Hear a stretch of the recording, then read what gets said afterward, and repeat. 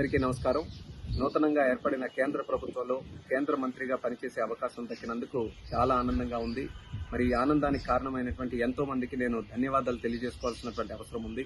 అందులో ముఖ్యంగా ఈరోజు తలుచుకోవాల్సినటువంటి వ్యక్తి మా తండ్రి గారు స్వర్గీయ కింజరాపు ఎర్రన్నాయుడు గారు. ఆయన చనిపోయిన దగ్గర నుంచి కూడా నాకు నిరంతరం వెన్ను తట్టుతూ పైనుంచి ఆశీర్వాదం ఎప్పుడు కూడా అందిస్తూనే ఉన్నారు.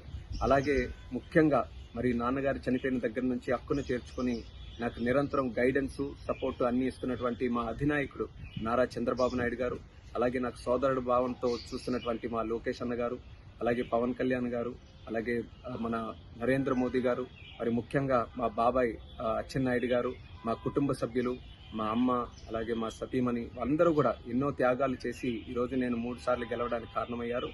మరి ఈరోజు ఇంత స్థానంలో ఉన్నానంటే దానికి ప్రత్యేకమైనటువంటి కారణం మా శ్రీకాకుళం జిల్లా ప్రజలు. మీరు నా మీద చూపిస్తున్నటువంటి ప్రేమ, అభిమానం ఎంతవరకు తీసుకొని వచ్చిందో ఈరోజు ప్రత్యేకంగా మీరందరూ కూడా చూస్తున్నారు. దానికి మా శ్రీకాకుళం జిల్లా ప్రజలందరికీ కూడా శిరస్సు వంచి పాదాభివందనం తెలియజేసుకుంటున్నాను. అలాగే తెలుగు ప్రజలు, తెలుగుదేశం పార్టీ కార్యకర్తలు, జనసేన, భారతీయ జనతా పార్టీ కార్యకర్తలు అందరూ కూడా కలిసికట్టుగా మొన్న ఎన్నికల్లో పోటీ చేసి ఒక హిస్టారిక్ విక్టరీని, ల్యాండ్ స్లైడ్ విక్టరీని ఎన్డీఏ ప్రభుత్వానికి రాష్ట్రంలో, కేంద్రంలో ఇవ్వడం జరిగింది. దాని కారణంగానే ఈరోజు ఆంధ్రప్రదేశ్ రాష్ట్ర భవిష్యత్తు చాలా ఉజ్వలంగా ఈరోజు మనందరికీ కూడా కనిపిస్తుంది.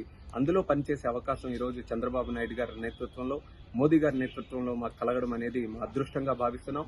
ఈ పదవి మా ఒక్కరిదే కాదు, ఆంధ్రప్రదేశ్ రాష్ట్ర ప్రజలదనేది మళ్ళీ గుర్తు చేస్తున్నాను. ఈ 5 సంవత్సరాలు కూడా తెలుగుదేశం పార్టీ మీ అందరికీ కూడా తెలిసిందే, గత 40 సంవత్సరాలుగా తెలుగు ప్రజలు ఎక్కడ ఉన్నా, ఏ కష్టాల్లో ఉన్నా వాళ్ళ కోసం మేము పనిచేస్తూ వచ్చాం. ఈ 5 సంవత్సరాలు కూడా మీకు ఇచ్చినటువంటి హామీలు, మేనిఫెస్టోలు, అలాగే మీకు ఇచ్చిన ఇన్సూరెన్సెస్ అన్ని కూడా ఫుల్ఫిల్ చేయడానికి రాష్ట్ర ప్రభుత్వం తరఫున, కేంద్ర ప్రభుత్వం తరఫున మా యొక్క సహాయ సహకారాలన్నీ కూడా శక్తి వంచన లేకుండా పనిచేసి మీ అందరికీ కూడా న్యాయం చేయడానికి, మన రాష్ట్రాన్ని అభివృద్ధి చేయడానికి మేము అందరం కూడా కష్టపడతామని తెలియజేసుకుంటున్నాం. మరి ముఖ్యంగా ఆంధ్రప్రదేశ్ రాష్ట్రాన్ని మళ్ళీ అభివృద్ధి పటంలో నడిపి దేశంలోనే నెంబర్ 1 రాష్ట్రంగా మనం తయారు చేయాలి. అదే మా అందరి తాలూకు లక్ష్యం. దానికి